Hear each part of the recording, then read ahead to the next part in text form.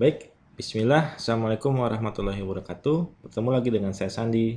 Dan di video ini kita akan bahas bagaimana cara memulai dan dapat hasil pembelajaran yang optimal. Ya, saya ingin menyamakan pola pandang terlebih dahulu. Ya, kalau cara pandang kita terhadap sesuatu sudah sama, baik akan halnya pengertian terhadap sesuatu kata atau apapun ya, bagaimana cara memandang iklan nantinya itu kemudian bisa mempermudah dan mempercepat proses pembelajaran yang saya harapkan seperti itu. Jadi kita langsung mulai saja, silahkan fokus dan semangat. Oke, nah cara menguasai materi dalam e-course ini yang pertama berdoa ya, agar Allah mudahkan dan memberi pemahaman serta kemampuan dan kekuatan, kesempatan untuk melakukan praktek. Karena banyak sekali orang yang hanya sekadar membeli course, tahu eh, teknik A, teknik B, teknik C ya. Tapi tidak Allah beri kesempatan, nggak ada kesempatan, nggak ada kekuatan, nggak ada apa ya, mungkin nggak ada hidayah kali untuk keinginan tergerak untuk praktek. Ya sehingga ya begitu-gitu saja nggak dapat hasil. Dan yang kedua adalah luruskan niat dalam belajar, ya ini penting sekali. Kalau niat Anda tidak benar, maka Anda tidak bisa mendapatkan hasil yang maksimal. Niatkan, luruskan niat dengan benar ya, dengan baik.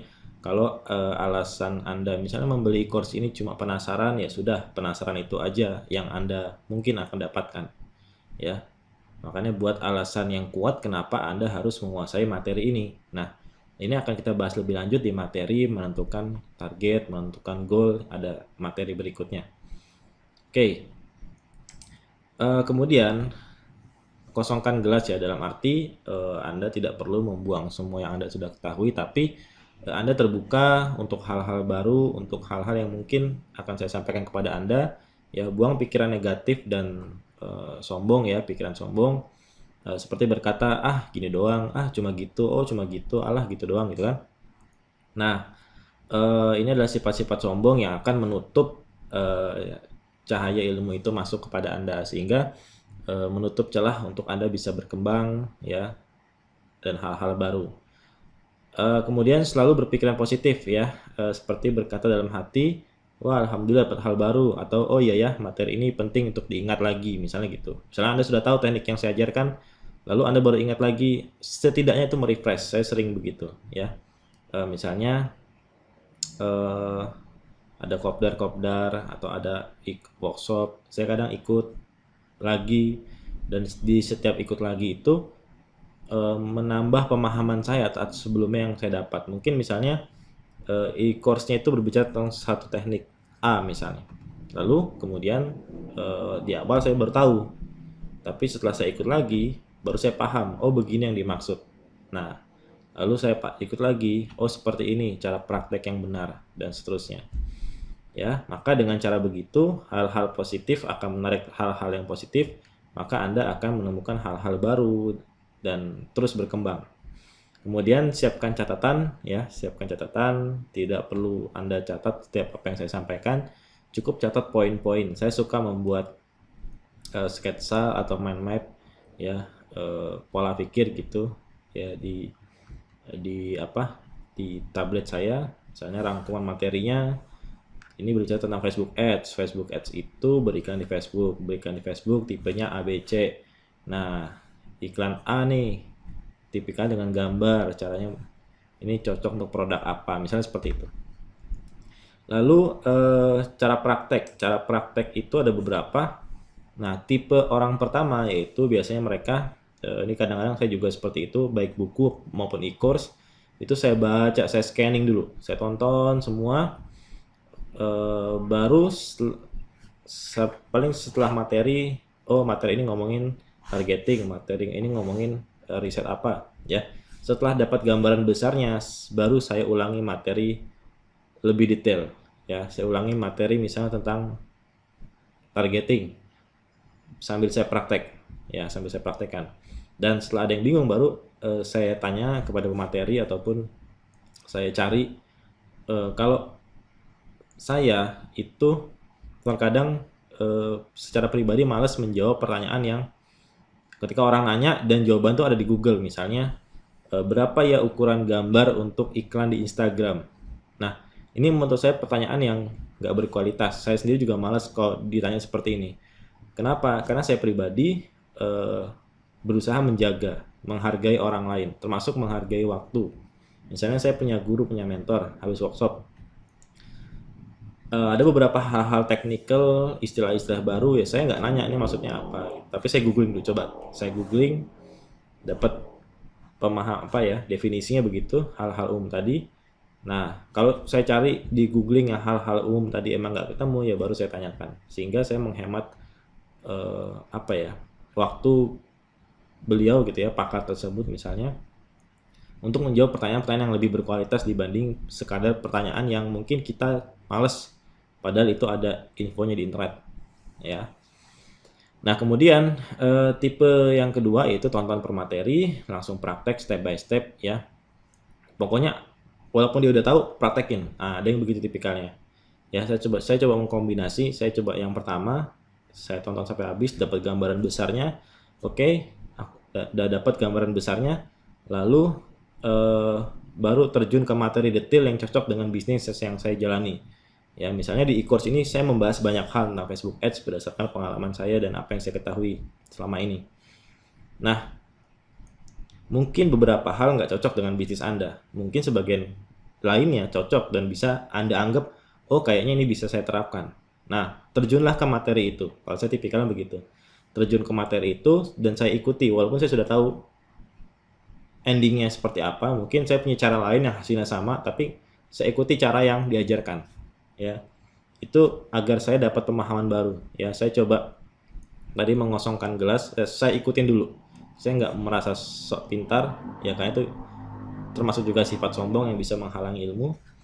Dan ya udah, kalau sambil di jalan ada yang bingung, baru saya catat, ulangi nonton videonya, googling, coba hal-hal yang mungkin nggak dibahas detail, tapi ada di ilmu umum yang ada di Google, bisa dicari. Baru kalau mentok, baru saya tanya mentornya.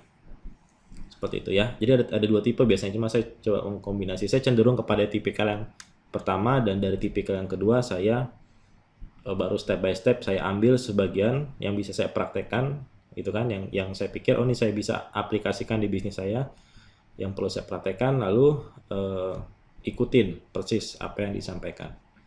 Oke, itu beberapa hal yang perlu diperhatikan. Nah, kemudian ada tambahan tools atau biaya yang perlu disiapkan.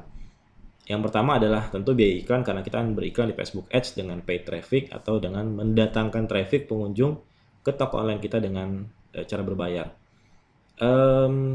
Ya, untuk awal ketika Anda mulai baru beriklan ya nggak perlu banyak-banyak ya, nggak perlu sampai puluhan juta. Saya pun dulu awal belajar, saya menyisihkan budget saya mungkin sebulan sekitar 500.000 ya, atau sisihkan 10.000 per hari, maka Anda sudah punya 300.000 untuk testing ya. Dan banyak juga guru-guru Facebook Ads yang sukses saat ini di Indonesia juga dengan pola yang sama. Misalnya dia dulu bekerja, sekarang udah full bisnis online, udah resign dari kantor misalnya gitu kan. Awalnya ya dari gaji 10% dianggarkan memang itu untuk belajar, untuk berproses ya, karena nggak ada cara lain gitu kan. Ketika Anda ingin bisa misalnya Anda ingin bisa banget beli sepeda, naik sepeda ya, maka mau nggak mau Anda ya harus beli sepeda gitu kan. Nah, gimana caranya ya, mungkin nggak harus beli dulu, bisa nyewa. Anda menyisihkan uang untuk nyewa sepeda latihan atau pinjam ya, sampai kemudian Anda menyisihkan uang untuk minjam sambil untuk nabung gitu kan, beli sepeda sendiri dan lain sebagainya. Ketika 500.000 ini misalnya gaji Anda 5 juta, lalu Anda sisihkan 10%, 500.000, lalu mungkin habis di seminggu 2 minggu pertama tiap bulan, ya udah habis di stop, jangan lanjutkan. Harus disiplin ya, supaya Anda nggak over budget, nggak akhirnya malah buat hari-hari kurang ya, buat makan nggak ada, susah, itu malah nanti menghambat Anda untuk proses belajar. Sisihkan aja 500.000 misalnya 10% dari gaji, ketika habis ya udah bulan depan sisihkan lagi, baru jalan belajar lagi. Seperti itu prosesnya ya. Ada orang yang berhasil di minggu pertama, minggu kedua, bulan pertama, atau mungkin bulan ketiga, atau mungkin bulan ke-6 banyak sekali. ya, guru-guru di dunia internet marketing baik di Indonesia maupun di luar negeri juga banyak yang berproses dulu ya, nggak instan. Kemudian tools yang biasa saya pakai, kalau tools maksudnya hard tools itu apa ya? Kayak laptop itu wajib ada ya, laptop, kemudian koneksi internet itu pasti, kemudian laptop nggak perlu yang bagus banget, yang spek yang tinggi, yang penting bisa buka browser dan bisa buka Google Chrome, buka PowerPoint untuk editing, dan bisa ada Microsoft Office, itu sudah cukup ya. Jadi speknya memang itu aja sih untuk iklan, nggak perlu yang gimana-gimana. Oke. Oke, itu ya mungkin materi kedua, bagaimana cara belajar dari secara maksimal dari e-course ini, termasuk cara praktek. Jadi kosongkan gelas, luruskan niat, kemudian open mind ya, pikiran terbuka, kemudian siapkan catatan ya, selalu berpikiran positif, dan cara praktek silakan Anda sesuaikan dengan tipikal Anda, dan siapkan tambahan atau biaya yang perlu disiapkan untuk mulai. Oke, terima kasih, sampai jumpa di materi berikutnya. Tetap semangat, silakan praktekkan apa yang Anda dapatkan di video ini. Assalamualaikum warahmatullahi wabarakatuh.